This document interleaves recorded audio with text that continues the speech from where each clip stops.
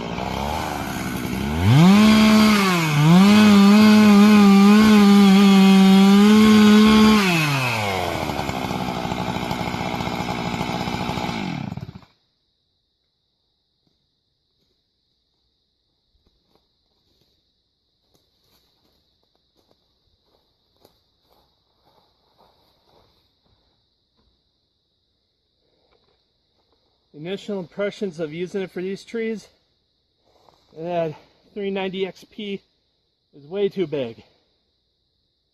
It's quite heavy. By way too big, it's quite heavy, and it could use a lighter saw, maybe a 372 or a 375, 372 XP. Can't remember the exact model. I really want a 362 or a 550 XP. So that would do the job a lot better than this big monster. But as you could see that it did really fast on cutting up the log, and the chips came out of there so fast you could actually feel them kind of stinging a little bit. So it was quite a kick when it spits the chips out. So yeah, I got the chaps in the shed, and next time when this I'll be using them, I just want to fire it up quick and do a quick little video on how good it works. Time wise, compared to the Timber Pro, it's probably about the same, because the limbing is a little more difficult with this big saw. You know, because the Timber Pro could do that one-handed, but when it came to cutting up the tree, it's like four or 5 times faster, easily 4 times faster, because you're talking around 6 horsepower, 6.5 horsepower for this big saw, somewhere in that range, compared to 1.2 horsepower for that little 25cc Timber Pro. And tomorrow I'm going to see about cutting up some more of these trees and get a little more input and do my final analysis on how good this saw works. Yeah, I just cut up 2 more trees real quick. That big monster saw would make a man out of you in a hurry. That separates the men from the boys, and yeah, I better start manning up if I want to run that thing all day. Or warm up on the little ones first, build my cutting strength back up, so I could run that saw all day. But man, is that thing a beauty in when bucking up. Lemming, it kind of sucks, but that 24-inch bar reach is really nice. So I might be looking at a pro saw that can handle a 24-inch bar.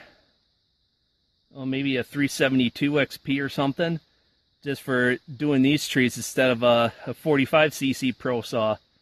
That 24-inch reach is really nice. But the weight of the saw is the main problem. It's just too heavy. So, but the $100 on that bar and chain is a lot cheaper than buying another chainsaw right now. And the new 550 XP at retail is about $610. So that's a big chunk of change.